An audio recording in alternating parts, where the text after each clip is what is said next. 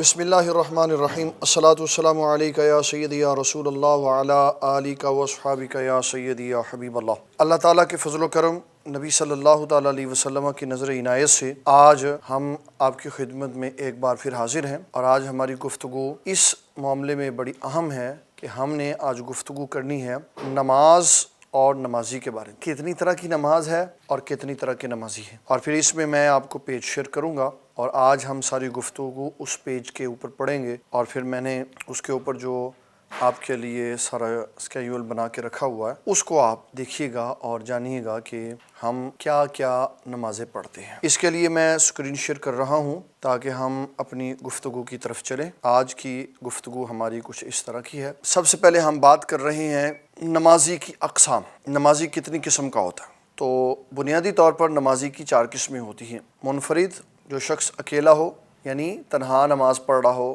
کوئی بھی نماز ہے اکیلے پڑھ رہا ہے۔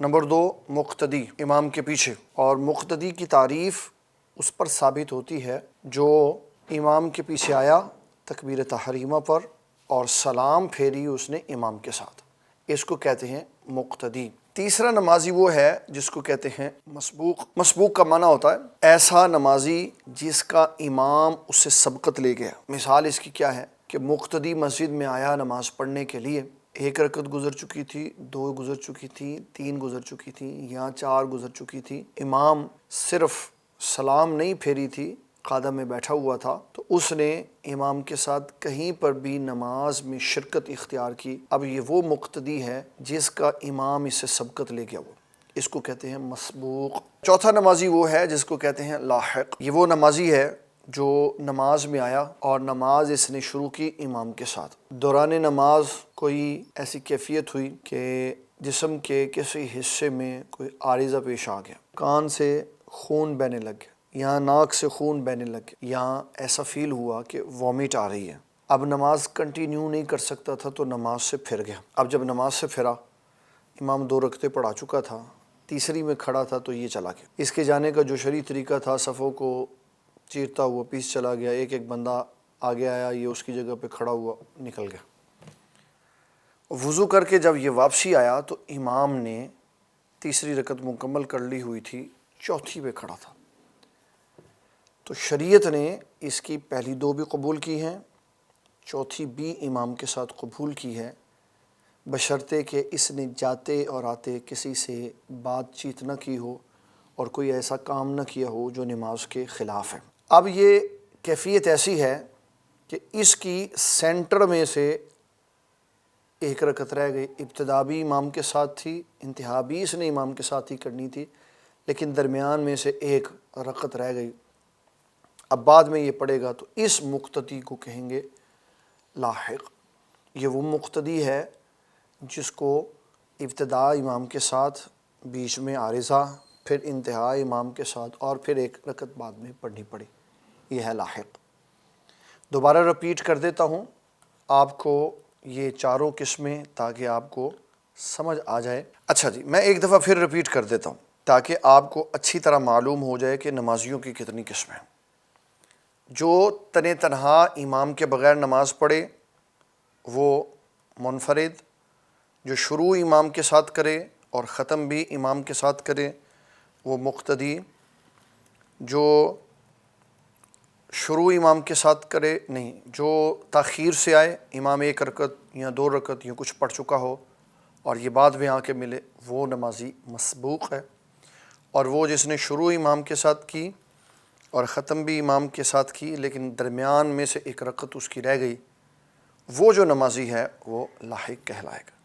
یہ آج کی گفتگو کا ہمارا پہلا حصہ تھا۔ اب ہم دوسری طرف چل رہے ہیں، نماز کی اقسام کے بارے میں۔ کتنی قسم کی نماز شریعت اسلامیہ میں ہمارے اوپر ہے؟ ایک وہ ہے جو فرض ہے، فرض نماز جس کے پڑھنے پر ثواب ملتا ہے اور نہ پڑھنے پر گناہ اور سزا ملتی، یہ فرض ہے۔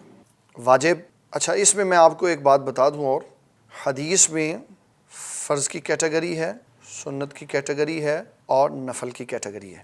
سنت کا ذکر ہے کہ سنت نماز ہے، واجب کا ذکر نہیں ہے، تو اس میں ایک مسئلہ ذہن میں رکھیے گا۔ ہمارے پاکستان میں 4 مکاتب فکر ہیں، احناف، شوافع، حنابلہ اور مالکی۔ یہ چار ہمارے ہاں اسکول آف تھاٹ ہیں جو فالو کرتے ہیں. ان کے ساتھ ایک اسکول آف تھاٹ اور ہے جو ہے جعفری. امام ابو حنیفہ رضی اللہ تعالیٰ عنہ کے فالوور حنفی کہلاتے ہیں اور اس مکتب فکر کو احناف کا مکتب فکر کہا جاتا ہے. دوسرے امام شافعی کے ماننے والے ہیں، امام شافعی کے ماننے والوں کو شوافع کہا جاتا ہے. تیسرے ہیں امام احمد بن حنبل کے ماننے والے، ان کو حنابلہ کہا جاتا ہے. اور امام مالک کے ماننے والوں کو مالکی کہا جاتا ہے، مالکی. اور پانچواں ہے امام جعفر صادق کے ماننے والے جن کا تعلق فقہ جعفریہ سے ہے. یہ شیعہ حضرات ہیں جو اس فکر کے ساتھ وابستہ ہے، یعنی اس مسلک کے ساتھ وابستہ ہے. احناف کے ہاں فرض اور واجب دو علیحدہ کیٹیگریز ہیں. شوافع کے ہاں فرض اور واجب ایک کیٹیگری ہے. اور کتب حدیث میں تین کیٹیگری ہیں: فرض، سنت اور نفل. جو چیزیں فرض ہیں وہ فرض کے کیٹیگری میں آتی ہیں، جو فرض کے بعد نچلے درجے پہ ہیں وہ سنت کی کیٹیگری میں آتی ہیں، اور کچھ چیزیں نفل کی کیٹیگری میں آتی ہیں. اب اس میں سنت میں اور واجب میں فرق ذہن میں رکھیے گا. فرض تو ہے جس کے اوپر نص موجود ہے، واقیموا الصلاۃ وآتوا الزکاۃ، نماز قائم کرو زکوٰۃ دو، یہ فرض ہے.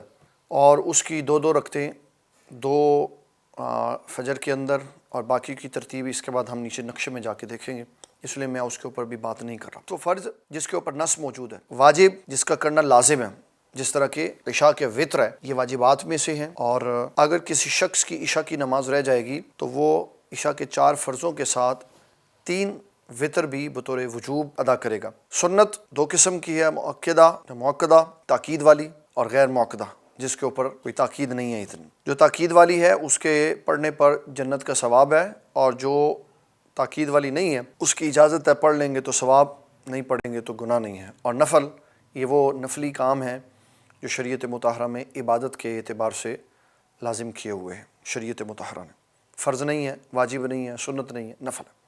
یہ میں نے ان کا ایک آپ کو ویو دیا ہے کہ شریعت مطہرہ میں یہ ان کی جو کیٹیگری ہے وہ اس طرح. اب یہ ہمارے سامنے اس وقت نقشہ ہے 5 نمازوں کا. فجر کی نماز ہے، ظہر ہے، عصر ہے، مغرب ہے، عشاء ہے، اور ان کی کل رکعات ہے.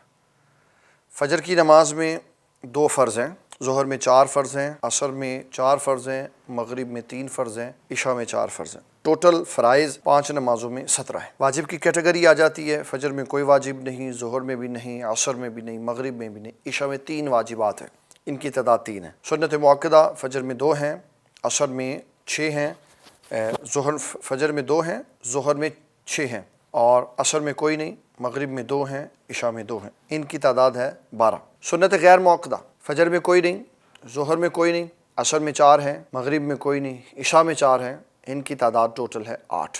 نوافل سارے دن میں فجر کی نماز میں کوئی نہیں، ظہر میں 2 ہیں، عصر میں کوئی نہیں، مغرب میں 2 ہیں، عشاء میں 4 ہیں، ٹوٹل 8. یہ سب 48 رکعات ہیں جو فرائض، واجبات، سنت اور نوافل میں ہمارے ساتھ شامل ہیں. اچھا جی، اب میں ان کی ترتیب بتاؤں گا تاکہ آپ کو یہ ذہن میں رہے. میں نے ویسے ہی فرض واجب کے اعتبار سے کیٹیگری لکھی. فجر میں 2 سنتیں پہلے ہیں، 2 فرض اس کے بعد. ظہر میں 4 سنت پہلے ہیں، پھر 4 فرض ہیں، پھر 2 سنت ہیں، اور پھر 2 نوافل ہیں. عصر میں 4 سنتیں ہیں، عصر میں یہ والی سنتیں پہلے ہیں، یہ فرض بعد میں ہیں. مغرب میں 3 فرض پہلے ہیں، 2 سنتیں اس کے بعد ہیں، 2 نفل اس کے بعد. عشاء میں یہ والی سنت غیر موقدہ پہلے ہیں، پھر 4 فرض ہیں، پھر 2 سنت ہیں، پھر 2 نفل ہیں، پھر 3 وطر ہیں، اور پھر 2 نفل ہیں. یہ نماز کی ترتیب. اب اس کی تیسری اور آخری ترتیب میں اس نقشے کے سامنے رکھتے ہوئے آپ کو بتا رہا ہوں. فجر میں 2 سنتیں ہیں، ان سنتوں کو کہتے ہیں سنت مؤکدہ، یہ والی. پھر فجر میں 2 فرض ہیں. ظہر کی باری آئے گی تو یہ والی 4 سنت مؤکدہ ہیں، یہ 4 فرض ہیں، پھر 2 سنت ہیں، پھر 2 نفل ہیں، یہ 6 سنت مؤکدہ ہیں. عصر میں 4 سنت غیر مؤکدہ ہیں، 4 فرض ہیں. مغرب میں 3 فرض ہیں، 2 سنت مؤکدہ ہیں، اور 2 نفل ہیں. عشاء میں 4 سنت غیر موقدہ ہیں، 4 فرض ہیں، 2 سنت موقدہ ہیں، 2 نفل ہیں، 3 وتر ہیں اور 2 نفل ہیں۔ تو اس طرح ہمارے پاس سارے دن میں کچھ 17 فرائض ہیں، 3 واجبات ہیں، 12 سنت موقدہ ہیں، 8 سنت غیر موقدہ ہیں اور 8 نوافل ہیں۔ ٹوٹل 48 رکعات ہیں سارے دن میں، جس کا یہ نقشہ آپ کے سامنے ہے۔ ہم نے ساری نمازیں یہ سیکھنی ہیں کہ کس نماز کو کس طرح پڑھتے ہیں۔ میں یہ جو شیئرنگ ہوئی ہے اسکرین کی، اس کو آف کر رہا ہوں، اور میں چاہتا ہوں کہ پہلے کوئی ان رکعات کے بارے میں بات کرنا چاہتا ہے تو وہ بات کر لے۔ اگر کسی نے کوئی اس پہ بات چیت پوچھنی ہے رکعات کے بارے میں تو وہ پوچھ سکتا ہے، پھر ہم نماز کیسے پڑھتے ہیں اس کے اوپر بات کریں گے۔ جی ساجد بھائی، میں آپ کا مائک آن کر رہا ہوں، آپ سوال پوچھ سکتے ہیں۔ جی آج کے لیکچر میں میں اس کی ڈیٹیل بتا رہا ہوں۔ جو آپ نے سنت غیر موقدہ میں درود شریف تک کہا ہے نا، وہ میں نے نہیں کہا، میں نے سنت موقدہ میں کہا ہے، غیر موقدہ میں نہیں کہا۔ اور یہ انشاءاللہ تعالی آج جو ہم سارا پڑھ رہے ہیں اس میں ہم اس کو سارا ڈسکس کریں گے۔ ایک بھائی نہیں کوئی بات نہیں، یہ ایسا پلیٹ فارم ہے، آپ اس پہ ہماری اصلاح بھی کر سکتے ہیں، ہمیں سیدھے راستے کی طرف کھینچ کے بھی لا سکتے ہیں، اور چبھتے ہوئے سوال بھی کر سکتے ہیں۔ انشاءاللہ یہاں سے آپ کو چہرے کے تاثرات سے یا جواب کے اندر سختی کے ساتھ کسی طرح کی کوئی رمق نظر نہیں آئے گی انشاءاللہ۔ خرم شہزاد یوسفی صاحب کہہ رہے ہیں جمعہ کی رکعات کے بارے میں بھی بیان فرمائیں۔ جی انشاءاللہ تعالی جب جمعہ کا ٹاپک آئے گا تو اس میں ہم جمعہ کے موضوع کو بھی بڑی تفصیل سے آپ کی خدمت میں عرض کریں گے۔ تو کوئی اور اس کے علاوہ سوال نہیں تھا؟ تو ایک سوال کیا ہے ہماری کسی بہن نے، سنت موقدہ اگر چھوڑیں تو گناہ ہے؟ ظاہری بات ہے، سنت موقدہ تاکید والی سنت ہے، اور اس کے پڑھنے پر اللہ تبارک و تعالی جل جلالہ جنت کے درمیان میں محل عطا فرماتا ہے۔ کیا فرض سے پہلے کی سنت بعد میں پڑھنے سے ثواب میں کمی ہوگی؟ دیکھیں یہ ایک بڑا سینسیٹیو ایشو ہے کہ جو سنت جس ترتیب کے ساتھ ہے اس کو آپ نے مجبوری میں ہلایا ہے یا آپ نے اس کو جان بوجھ کر ہلایا۔ امام احمد رضا فاضل بریلوی رحمۃ اللہ تعالی علیہ فرماتے، جو شخص امام ہو اور جان بوجھ کر ظہر کی سنتیں چھوڑ دے جان بوجھ کر، تو اس کو 1 دن 2 دن 3 دن کے انتظار کے بعد امامت سے ہٹا دینا چاہیے، کہ جس امام کے دل میں سنت کی تعظیم نہیں ہے اس نے کیا لوگوں کی امامت کر دی۔ تو سنت جان بوجھ کر ترک کرنا یہ سخت گناہ کا کام ہے، اس طرح بالکل نہیں کرنا چاہیے۔ ہاں اگر عذر میں کسی کی سنت رہ جاتی ہے کہ کچھ قضاء کے معاملات تھے، یعنی قضاء حاجت کے معاملات تھے، تو وضو کرتے ہوئے تاخیر ہوئی، مسجد میں آیا تو نماز کی جماعت کا وقت مقرر تھا، ٹائم ہو گیا، تو پہلے سنتیں پڑھے، اس کے بعد وہ جو ظہر کی پہلی 4 سنتیں رہ گئی نا، اس کے بعد 2 مختلف نظریات ہیں۔ نمبر 1، ایک نماز پہلے والی سنتیں اپنی جگہ سے ہل گئی، اب ان کو ظہر کی نماز کے بعد فوری طور پہ ادا کرے تو پہلے فرض ہو جائیں گے، پھر 4 سنتیں ہو جائیں گے، پھر 2 سنتیں ہو جائیں گے، پھر 2 نفل ہو جائیں گے۔ اور جبکہ اس کے اندر دوسرا مذہب وہ زیادہ حقیقت کے قریب ہے کہ ایک جو 4 سنتیں پہلے اپنے مقام اور جگہ سے ہٹ گئی ہیں، اس کی وجہ سے باقی نماز کو اپنی جگہ سے نہ ہٹایا، تو پہلے 4 فرض پڑھے، پھر اس کے بعد 2 سنتیں پڑھی کہ جن کا مقام ظہر کے فوری بعد تھا۔ اب یہ کیونکہ پہلے ہٹ چکی ہوئی تھی پہلے والی، تو ان کو ان سنتوں کے بعد 4 سنتیں کے ساتھ پڑھا، پھر 2 نفل بعد میں پڑھے، اور 2 نفلوں سے پہلے اس لیے ان کو پڑھا کہ درجے کے اعتبار سے سنت نفل سے مقدم ہے، تو نفل کو مؤخر کر دیا، سنت کو مقدم کر دی۔ اب ترتیب اس طرح ہوگی، پہلے ظہر کے 4 فرض ہوں گے، پھر ظہر کی 2 سنتیں ہوں گی، پھر ظہر کی پہلے والی جو سنتیں پہلے پڑھنی تھی نہیں پڑھی وہ بعد میں 4 سنتیں پڑھی جائیں گی، پھر 2 نفل پڑھے جائیں گے، تو اس طرح ظہر کی 12 رکعات مکمل ہوں گی۔ ایک سوال کیا ہے ہمارے بھائی صاحب نے، نفیس صاحب نے، غیر موقدہ سنت کی 3rd رکعت میں ثنا پڑھیں گے۔ جی انشاءاللہ یہ نقشے میں آپ کو نیچے اسکرین شیئر کر کے نفیس بھائی لے کے جاؤں گا، اور میں ساری نمازوں کا سکیچ اس کے اندر آپ کو سکھاؤں گا۔ تو سوالات مکمل ہیں، اب ہم چلتے ہیں جناب اپنی اسکرین کی طرف، میں آپ کو نمازوں کا ایک اور سوال آ گیا ہے۔ ایک ہمارے بہت ہی پیارے بھائی ہیں ابراہیم صاحب، یہ کہہ رہے ہیں کہ اگر کوئی 11 سال کا بچہ موقدہ سنت چھوڑ دے تو گناہ ہے؟ نہیں، بالکل کوئی گناہ نہیں ہے۔ یاد رکھیں، جب تک بچہ بالغ نہیں ہوتا اس وقت تک فرائض چھوڑ دینے پر اس کے اوپر کوئی گناہ نہیں ہے۔ گناہ تب ہوتا ہے جب چیز فرض ہو جائے۔ تو بلوغت سے پہلے نماز فرض نہیں ہے، پہلے پڑھائی اس لیے جاتی ہے تاکہ عادت بن جائے، اور جب بچہ بالغ ہو تو اس کی ساری نمازیں مکمل ہو۔ تو اگر کوئی 11 سال کا بچہ ہے تو 11 سال کی عمر میں بچے بالغ نہیں ہوتے، تو اس کو چاہیے کہ وہ عادت ڈالے کہ سنتوں کو پڑھا کرے۔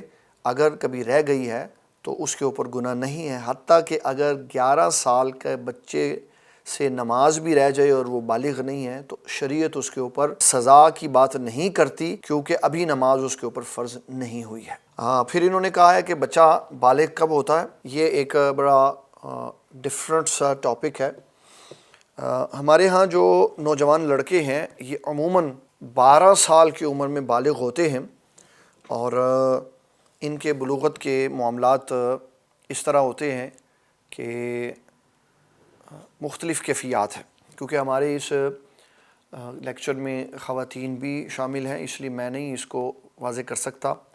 تو میرے بھائی ابراہیم، آپ سیپریٹلی مجھ سے میسج کر کے تو پوچھ سکتے ہیں، تو پھر میں اس میں آپ کو اس میں کلیئر کر دوں گا کہ کس کیفیت اور کس چیزوں کے سامنے آ جانے سے یہ تصور ہوتا ہے کہ بچہ بالغ ہو گیا، اور جو بیٹیاں ہوتی ہیں ان کو ان کی مائیں بتا دیتی۔ تو 11 سال کا بچہ عموماً بالغ نہیں ہوتا، 12 سال سے لے کے 15 سال کے درمیان میں بچے کی ایج ہوتی ہے کہ وہ بالغ ہو جائے۔ شہزاد بھائی، آپ سوال کے لیے ہینڈ ریز کیا ہوا ہے۔ جی جناب، السلام علیکم۔ جی وعلیکم السلام۔ کل کا آپ نے لیکچر سنا تھا؟ ہاں، میں نے اس میں یہ عرض کیا تھا کہ جتنی بھی نمازیں ہیں نا، چاہے وہ جہری ہیں یا سری ہیں، وہ اتنا اونچا پڑھنا ہے کہ آپ کی زبان سے نکلے ہوئے کلمات آپ کے کان میں چلے جائیں، بس اتنا پڑھنا۔ صاحب، اگر کوئی غلطی سے سجدے کی تسبیح رکوع میں پڑھ دے لیکن بعد کچھ نہیں ہوتا اس سے جی، تسبیحات بدلتی رہتی ہیں۔ چلے جی، اب ہم اپنے بیسک موضوع کی طرف چلتے ہیں۔ میں آپ کو اسکرین شیئر کرنے لگا ہوں۔ پہلے آپ نے یہ سمجھنا ہے کہ میں نے اس کے اندر کیا ٹرمز یوز کی ہیں۔ ہمارے ہاں ہم نے ابھی پڑھا ہے کہ نمازوں کی قسمیں ہیں: فرض، واجب، سنت، سنت موقدہ، غیر موقدہ اور نفل۔ اب آپ نے اس کلرز کے اوپر غور رکھنا ہے۔ میں نے ہیڈنگ لکھی ہے 2 فرض فجر کے، 2 سنت موقدہ فجر کی، 2 نفل ظہر کے، 2 نفل مغرب کے، 2 نفل عشاء کے۔ یعنی ان 48 رکعات میں جو 2 رکعتیں پڑھنی ہیں، چاہے وہ فرض ہیں، چاہے وہ سنت ہے، چاہے وہ نفل ہے، ان 2 رکعتوں کو پڑھنے کا طریقہ کار کیا ہے، یہ ہم نے اس پہلے چارٹ کے اندر یہ چیزیں سمجھنی۔ میں یہ آپ کو سارا چارٹ دکھا رہا ہوں۔ یہ پہلی رکعت ہے، یہ والی، یہ دوسری رکعت ہے۔ آپ نے اس کو بڑے دھیان سے سمجھنا ہے، اور پھر میں اس کے اوپر آپ کو جو سوال ہوگا وہ انشاءاللہ بتاؤں گا۔ اب ہم اس وقت پڑھ رہے ہیں فجر کی پہلی 2 سنتیں، اس کا طریقہ کار، فجر کے 2 فرض، اس کا طریقہ کار، پھر اس کے بعد ظہر کے 2 نفل، اس کا طریقہ کار، 2 نفل مغرب کے، اس کا طریقہ کار، 2 سنتیں مغرب کی، اس کا طریقہ کار، اور 2 نفل عشاء کے اور 2 نفل عشاء کے، ان کا طریقہ کار۔ اگر ہم اس چارٹ پہ آ جائیں نا، تو یہ 2 رکعتوں میں ایک یہ رکعت آ جائے گی، پھر یہ آ جائے گی، پھر یہ آ جائے گی، پھر یہ آ جائے گی، یہ والی،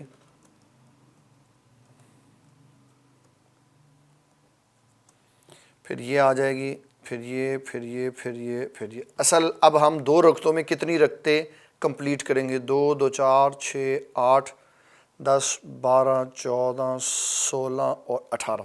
اس کا مطلب یہ ہوا کہ جس نے یہ 2 رکعتیں سیکھ لی، اس نے سارے دن کی 48 رکعات میں سے 18 رکعتیں سیکھ لی۔ جس نے یہ 2 رکعتیں سیکھ لی نا، اس نے سارے دن کی 48 رکعات میں سے 18 رکعتیں سیکھ لی، کیونکہ جو 2 2 رکعتیں ہیں، چاہے وہ فرض ہیں، چاہے وہ سنت موقدہ ہیں چاہے وہ نوافل ہیں، وہ ایک ہی طرح پڑھے جانے۔ تو اب ہم آ رہے ہیں پہلی رکعت کی طرف۔ جب پہلی رکعت میں تکبیر کہیں گے تو آپ نے ساتھ ساتھ یہ لفظوں کو سمجھنا ہے، تکبیر تحریمہ کہیں گے، کانوں تک ہاتھ اٹھانا ہے۔ یہ جو کام ہم کر رہے ہیں نماز کے اندر داخل ہونے والا، یہ فرض ہے۔ جو جملے ہم زبان سے ادا کر رہے ہیں اللہ اکبر کے، یہ واجب ہیں، اور یہ جو ہم نے ہاتھ اٹھائے ہوئے ہیں اس کو کہتے ہیں رفع الیدین، یہ سنت ہے۔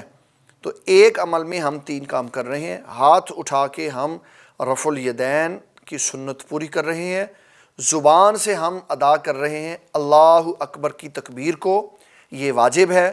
اور جو ہم اپنے اوپر ہر شے حرام کر کے جائز اپنی نماز کے اندر داخل ہو رہے ہیں، یہ عمل ہمارا فرض ہے جس کو ہم تکبیر تحریمہ کہتے ہیں۔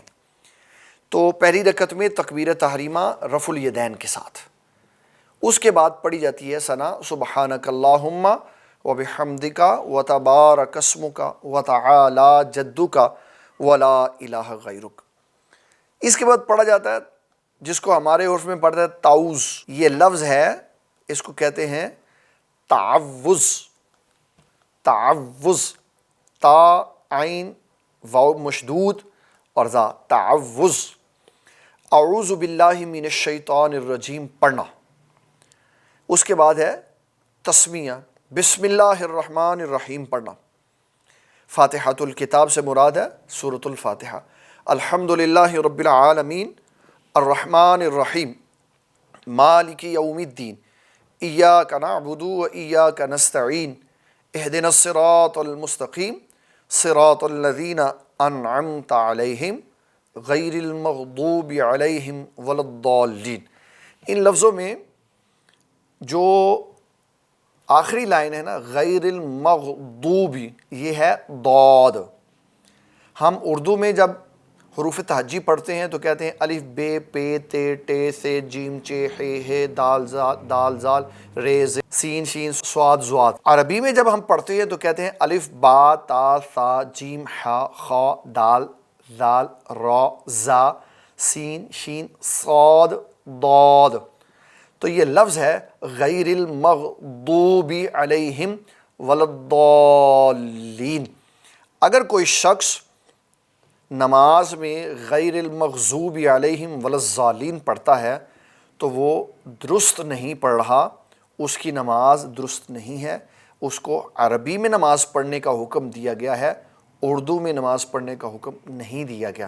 وہ پڑھے گا غیر المغضوب علیہم ولا الضالین۔ یہ فاتحۃ الکتاب ہے۔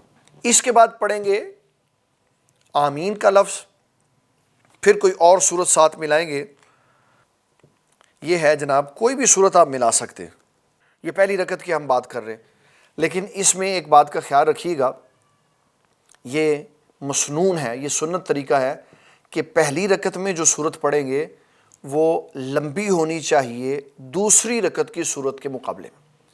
اگر پہلی رکعت میں آپ نے 8 لائنیں پڑھی ہیں یا 8 آیات پڑھی ہیں تو دوسری رکعت میں 20 نہیں پڑھیں، بلکہ 8 کی بجائے 7 آیات پڑھ لیں۔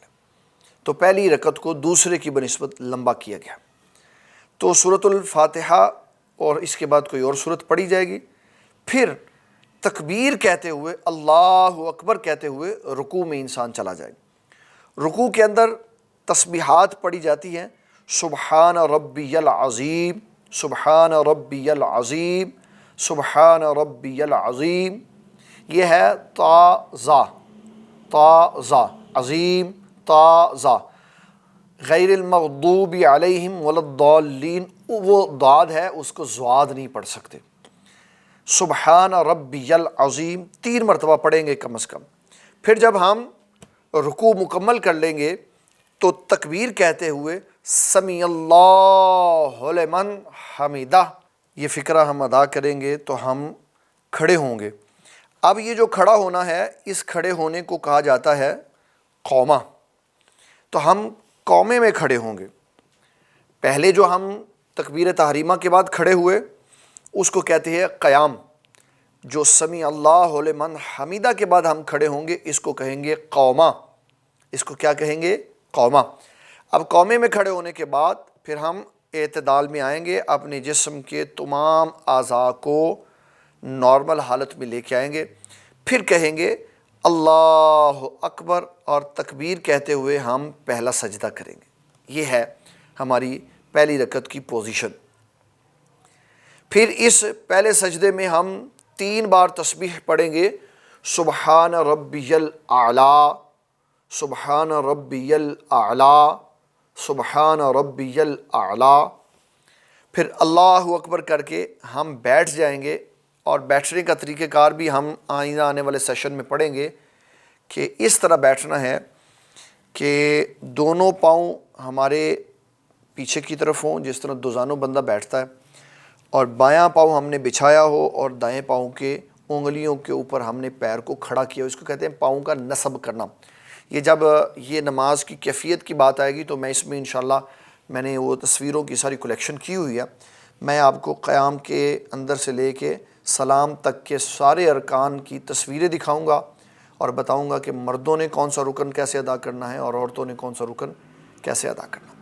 تو جب پہلے سجدے کے بعد بیٹھ جائے گا انسان زمین پر، اس کو کہتے ہیں جلسہ، یہ بھی تکبیر کے ساتھ بیٹھے گا۔ پھر دوسرا سجدہ کیا جائے گا تکبیر کے ساتھ، اللہ اکبر کہہ کے دوسرے سجدے میں چلا جائے گا، اور دوسرے سجدے کے اندر بھی 3 بار تسبیحات پڑھنی ہے، سبحان ربی الاعلیٰ، سبحان ربی الاعلیٰ، سبحان ربی الاعلیٰ۔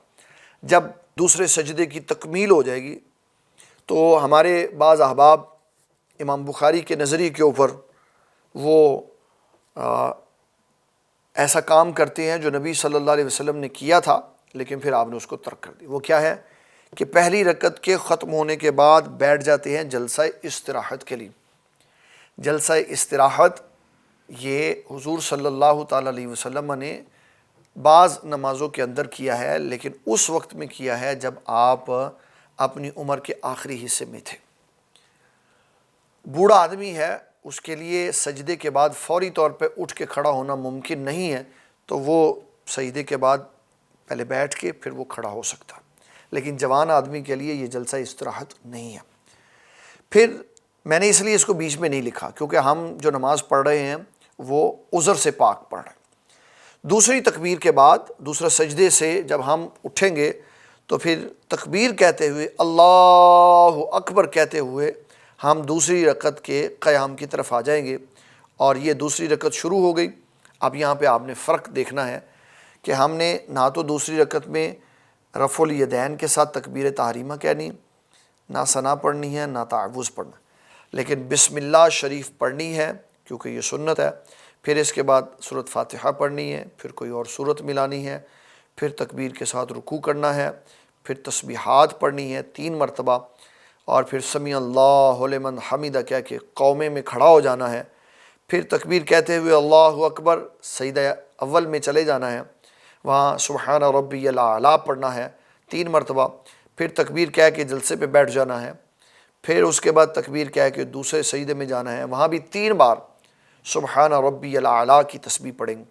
جب یہ سارا کام ہو جائے گا تو پھر ہم قعدے پہ بیٹھیں گے۔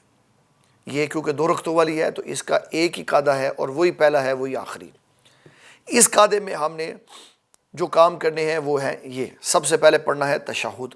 میں پڑھ دیتا ہوں تاکہ آپ اس کو ذرا سماعت کر لیں۔ التحیات للہ والصلوات والطیبات السلام علیک ایہا النبی ورحمۃ اللہ وبرکاتہ، السلام علینا وعلی عباد اللہ الصالحین، اشہد ان لا الہ الا اللہ واشہد ان محمدا عبدہ ورسولہ۔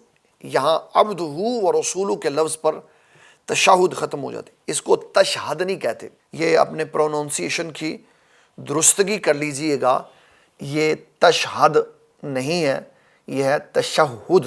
تشہد، تا شین ہا مشدد اور پھر دال، تشہد۔ پھر اس کے بعد پڑھیں گے درود شریف، اور درود شریف شروع کریں گے اللہم صلی علی محمد وعلی آل محمد کما صلیت علی ابراہیم وعلی آل ابراہیم انک حمید مجید، اللہم بارک علی محمد وعلی آل محمد کما بارکت علی ابراہیم وعلی آل ابراہیم انک حمید مجید۔ یہ درود شریف مکمل ہو گئے۔ اس کے بعد دعا پڑھیں گے، رب اجعلنی مقیم الصلاۃ ومن ذریتی ربنا وتقبل دعاء ربنا اغفر لی ولوالدی وللمؤمنین یوم یقوم الحساب۔ اور پھر اس کے بعد سلام پھیریں گے اس طرح کہ جب دائیں طرف سلام پھیریں گے تو کہیں گے السلام علیکم ورحمۃ اللہ، بائیں طرف سلام پھیریں گے تو کہیں گے السلام علیکم ورحمۃ اللہ۔ تو یہ دو سنتیں، دو فرض، دو نفل پڑھنے کا ہم نے طریقہ کار سیکھا ہے، اس سے ہماری 18 رکعات مکمل ہو گئی۔ تو میں پھر دوبارہ سکرین کی طرف واپسی آتا ہوں کیونکہ یہ ٹاپک اہم ہے، اس لیے اگر ان دو رکعتوں پہ کسی نے کوئی بات چیت کرنی ہے تو وہ سوال پوچھ سکتا ہے۔ دونوں طرح حدیث کے اندر لفظ موجود ہیں۔ یہ ماجد اللہ خان صاحب نے سوال بھیجا ہے کہ ربنا لک الحمد پڑھنا ہے یا ولک الحمد، دونوں لفظ موجود، ربنا لک الحمد پڑھ لیں، ربنا ولک الحمد پڑھ لیں۔ ایک سوال کیا ہمارے بھائی نے کہ اگر نماز میں کوئی لفظ 2 دفعہ پڑھ لے تو کیا ہوتا ہے؟ کچھ نہیں ہوتا۔ مثلا ایک بندہ سورۃ فاتحہ اس نے شروع کی الحمدللہ رب العالمین الرحمن الرحیم، اب دوبارہ اس نے پڑھنا تھا مالک یوم الدین، تو پھر اس نے الرحمن ابھی پڑھا تھا تو اس کو خیال آیا خوئی تو میں نے آیت پڑھ لی، تو وہ اس کو چھوڑ کے آگے والی آیت پڑھ، اس لیے کہ یہ نماز کے واجبات ہیں۔ سورۃ فاتحہ کی 7 آیتیں پڑھنا اور ہر آیت ایک بار پڑھنا۔ اگر اس میں کسی نے آیت دوبارہ پڑھی 3 آیات تک تو اس کو سجدہ صاف کرنا پڑے گا۔ تسبیحات 3 سے کم بھی پڑھ سکتے ہیں، جی تسبیحات 3 سے کم بھی پڑھ سکتے ہیں، لیکن امام کے ساتھ ہو تو 3 سے زیادہ امام کو نہیں پڑھنی چاہیے۔ درود پاک پڑھنے کے بعد ربی جعلنی پڑھنے کے ساتھ کوئی اور دعا بھی پڑھ سکتے ہیں۔ دیکھیں درود جس کو ہم درود ابراہیمی کہتے ہیں، یہ میرے والد گرامی رحمۃ اللہ تعالیٰ علیہ نے کتاب لکھی ہے انوار درود و سلام، اس میں کتب حدیث میں آنے والے 128 درود ابراہیمی انہوں نے لکھے ہیں کہ کوئی پڑھ لے، یہ پڑھ لے، یہ پڑھ لے۔ وہ درود پڑھنا ہے جس کے اندر حضرت ابراہیم خلیل اللہ علیہ السلام کا ذکر خیر موجود ہے، اور دعا میں آپ قرآن سے ثابت شدہ جو دعائیں، جس کو دعائیں معصورہ کہتے ہیں، حدیث سے جو دعائیں ہیں، انسانی کلام نہیں، دعا ہے، یہ نہیں کہہ سکتے ربی جعلنی کی جگہ یا اللہ۔ بیوی نماز پڑھی تو کہہ رہی یا اللہ نماز میں نے پڑھ لی ہے، اب میں اپنے اردو لینگویج میں یا پنجابی میں کہتا ہوں یا اللہ پیسے بڑے تھوڑے ہیں، پیسے بتا دے۔ یا کسی بندے کی بیوی اس کی بات نہیں مانتی تو وہ یہ نہیں کہہ سکتا کہ مولا کریم میری بیوی کو میرا تابعدار کر دو۔ ہاں لیکن اگر اس کی بیوی اس کی بات نہیں مانتی تو اس کو قرآن کی آیت پڑھ سکتا ہے کہ ربنا ہب لنا من ازواجنا و ذریاتنا، یا اللہ میری بیوی اور میری ازواج جو تو نے مجھے عطا فرمائی ہے قرۃ اعین، ان کی وجہ سے مجھے میری آنکھوں کی ٹھنڈک عطا فرما۔ اس کا مطلب ہے کہ یہ ان کے لیے من وجہ تابعداری کی دعا کر رہا، جب وہ تابعدار ہوں گی، بات ماننے والی ہوں گی تو اس کی آنکھوں کو ٹھنڈک ہوگی۔ تو آیت قرآنی پڑھے گا تو پھر ٹھیک ہے، لیکن اگر وہ اپنی اردو میں بات شروع کر دے گا تو نماز میں اس کی قطعی طور پر اجازت نہیں ہے۔ اچھا جی، ایک رضوان جمال بھائی نے سوال کیا ہے کہ تشہد پر آپ نے جو لکھا ہے وہ لکھا ہے تشہد پر، میں نے جو نیچے لفظ لکھا ہے وہ ہے تشہد۔ اچھا چلیں، تشہد میں انگلی کھڑی کرنا، اس کو کہتے ہیں، پہلے اس ٹرم کا نام سنیے۔ یہ جو نماز پڑھ رہے ہوتے ہیں نا، تو نماز میں ایسے حلقہ بنا کے ایسے، تو یہ انگلی ایسے اٹھائی جاتی ہے، ہاتھ ایسے سیدھا ہوتا ہے اور ہاتھ کی یہ انگلیاں ایسے سیدھی ہوتی ہیں ران کے اوپر۔ تو التحیات للہ والصلوات والطیبات السلام علیکہ ایھا النبی ورحمۃ اللہ وبرکاتہ السلام علینا وعلی عباد اللہ الصالحین، جب پہنچتے ہیں نا اشہد اللہ اللہ، تو پھر اس کا حلقہ بنا کے تو لا پر اس کو کھڑا کرتے ہیں، اللہ پہ کھڑا کرتے ہیں اور اللہ پہ اس کو نیچے رکھتے تھے۔ یہ ہے، اس کو کہتے ہیں رفع سبابہ، رفع سبابہ۔ تو اشہد اللہ کے کلمات پہ اس کو کھڑا کرنا ہے اور اللہ پہ دوبارہ رکھ دینا۔ یہ مسلم شریف کی روایت میں ایسا لکھا، اور پھر دونوں ہاتھ ایسے سیدھے کر دینا۔ ایک سوال ہے کہ باجماعت 3 سے زیادہ مرتبہ پڑھ سکتے ہیں کیونکہ یہ امام صاحب سے زیادہ ہو جائے گا۔ اگر امام صاحب اطمینان اور سکون سے نماز پڑھانے والے ہیں تو وہ پڑھیں گے سبحان ربی الاعلی، سبحان ربی الاعلی، سبحان ربی الاعلی 3 دفعہ پڑھیں گے۔ تو میں اس میں سبحان ربی الاعلی، سبحان ربی الاعلی، سبحان ربی الاعلی، سبحان ربی الاعلی، سبحان ربی الاعلی، جتنی دفعہ مرضی پڑھ لو۔ اس میں امام سے بڑھنے کی کوئی بات نہیں ہے، کیونکہ بڑھنے سے مراد ہے رکن میں بڑھنا، تو رکن وہ وہی کر رہے ہیں اور میں بھی وہی کر رہا ہوں، اس لیے اگر وہ 3 مرتبہ پڑھتے ہیں میں اتنی دیر میں 7 مرتبہ پڑھ لیتا ہوں تو کوئی فرق نہیں پڑتا۔ اگلا سوال ہے، اگر نماز پڑھتے ہوئے کوئی صورت بھول جائے تو کیا دوسری صورت شروع کر دیں؟ جی بالکل، پتہ چل جائے کہ میں بھول گیا ہوں تو اس کے اوپر قرآن شریف کو غلط نہیں پڑھنا چاہیے بلکہ کسی اور صورت کی طرف شفٹ ہو جانا چاہیے۔ اگلا سوال ہے جی، سورۃ فاتحہ کے بعد کوئی سی بھی صورت پڑھنے کا حکم کیا ہے؟ صورت ترتیب سے پڑھی جائے یا آگے پیچھے ہو سکتی؟ یہ فقہی مسئلہ ہے کہ قرآن شریف کو ترتیب سے پڑھنا چاہیے۔ آپ نے اگر سورۃ البقرہ سے قرآن شریف شروع کیا تو آگے کی طرف جائیں، جو صورت پڑھی ہے اسے آگے کی طرف جائیں۔ اگر کوئی بندہ غلطی کے ساتھ پیچھے سے بھی صورت پڑھ لیتا ہے تو کچھ نہیں ہوتا۔ اس کے اوپر یہ ہمارے فقہائے کرام کا مسئلہ ہے کہ قرآن شریف کو آگے سے پڑھ۔ اگر کوئی بندہ سورۃ ناس پہلے پڑھ لیتا ہے، اب تو وہ آخری صورت پڑھ لی اس نے، اب یہ پیچھے کی طرف جائے گا سورۃ فلق، تو اس کو فقہائے کرام نے کہا پیچھے کی طرف جانے کی بجائے اب یہ قرآن کے شروع میں چلا جائے اور سورۃ فاتحہ کے بعد اگلی رکعت میں الف لام میم شروع کر دے۔ ایک صحابی تھے تو وہ نماز میں امام بنتے تھے اور جہاں سے ان کو قرآن آتا تھا وہاں سے پڑھتے تھے، پھر آخر میں سورۃ اخلاص بھی پڑھتے تھے۔ اب سورۃ اخلاص آخر میں ہے، پھر وہ اپنی مرضی سے قرآن پڑھتے ہوئے پیچھے آ جاتے تھے، پھر سورۃ اخلاص پڑھتے تھے۔ حضور صلی اللہ علیہ وسلم کو ان کی شکایت کی گئی تو آپ نے ان سے پوچھا کہ آپ سورۃ اخلاص کیوں پڑھتے ہیں ہر دفعہ؟ انہوں نے کہا حضور مجھے سورۃ اخلاص سے پیار ہے، اس لیے کہ یہ اللہ تعالیٰ کی توحید کا ذکر ہے۔ تو نبی صلی اللہ علیہ وسلم نے فرمایا آپ سورۃ اخلاص سے پیار کرتے ہیں تو خوشخبری سنیں، اللہ آپ سے پیار کرتا ہے۔ اس کا مطلب ہے نماز کے نہ ہونے کی کوئی بات نہیں ہے اس کے اندر۔ اچھا جی، ایک بڑا ہی ٹپیکل سا سوال ہے، اس کو ذرا سمجھیے گا، اور اس میں ہم کوئی مذاق نہیں کر رہے بلکہ جو بھی بات ہوئی ہے اور ہم نے اپنے پریکٹیکل میں دیکھی ہے اس کی بات کریں۔ ایک بندہ ایسے ہاتھ رکھے تو بیٹھتے ساتھ ہی ایسے مٹھی بند کر لیتا ہے اور ایسے انگلی رکھتا، ایک ہاتھ ایسے ایک ہاتھ ایسے، اور پھر جب وہ اشہد اللہ پہ آتا ہے تو ایسے انگلی اٹھا دیتا ہے اور پھر سلام تک اس کی انگلی ایسے ہی رہتی ہے۔ ایک طریقہ کار کرنے والا یہ کرتا ہے، ایک کرنے والا یہ کرتا ہے کہ وہ تشہد میں بیٹھتے ساتھ ہی انگلی ایسے رکھ لیتا ہے اور ایسے ایسے ایسے ایسے ہلاتا رہتا ہے، ایسے ہلاتا رہتا ہے۔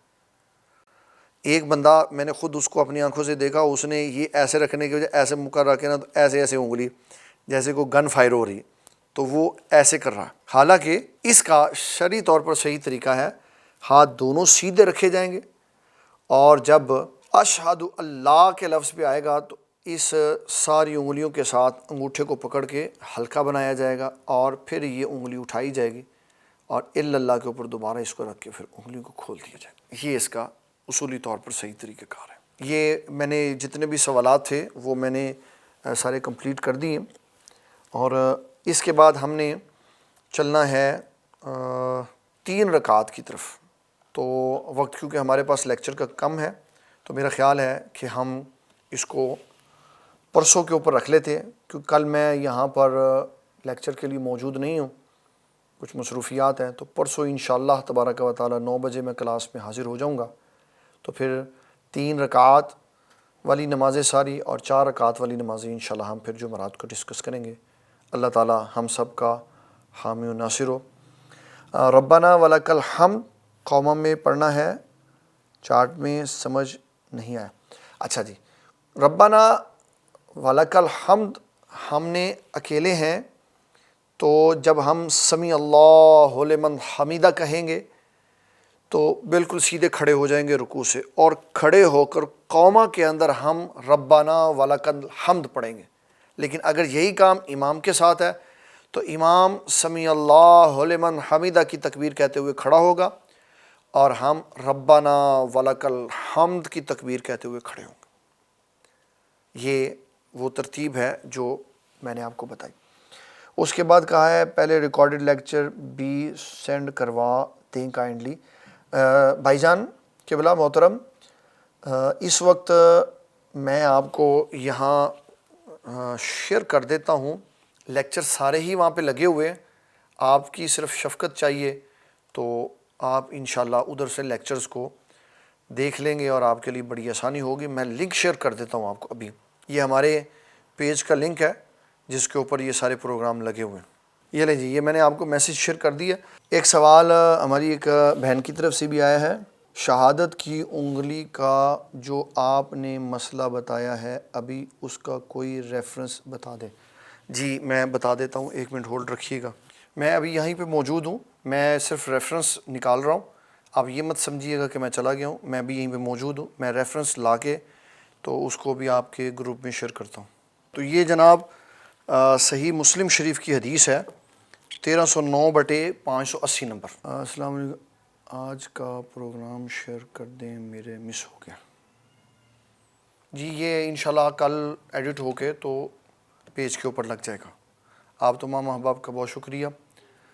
ایک سوال لاسٹ میں پھر آ گیا ہے، اس کو دیکھ لیتے ہیں۔ السلام علیکم، اگر ظہر کی نماز کی پہلی رکعت میں سورہ فاتحہ کے بعد سورہ فیل پڑھی جائے اور اس سورہ ناس تک 10 سورہ، جی آگے کی طرف جو مرضی پڑھ سکتے ہیں۔ علی صاحب پلیز جو آپ نے کروایا تھا اس کی ریکارڈنگ مل، جی اس کی ریکارڈنگ مل جائے گی، اس کا لنک بھی میں شیئر کر دیتا ہوں، شاید وہ ہمارے کسی پیج کے اوپر لگی ہوئی ہے، ایک منٹ میں دیکھ لوں، جی میں آپ کو بتا دیتا ہوں۔ جی اس کا لنک میں انشاءاللہ تعالیٰ آپ کو گروپ میں شیئر کر دوں گا، میراث کی جو کلاس ہے ساری۔ بہت شکریہ آپ تمام احباب کا۔ ساجد صاحب نے کافی دیر سے ہینڈ ریز کیا ہوا، سجاد صاحب نے، تو وہ سوال کر لیں جی۔ یہ السلام علیکم سجاد بھائی، مستحب ہے، یہ سوال انہوں نے کیا ہے کہ فاتحہ اور کوئی اور صورت کے درمیان بسم اللہ شریف پڑھنی چاہیے، مستحب ہے، اس سے بڑھ کے کوئی عمل نہیں ہے، پڑھ لیں گے تو کوئی حرج نہیں، نہیں تو کوئی بات نہیں۔ السلام علیکم ورحمۃ اللہ وبرکاتہ۔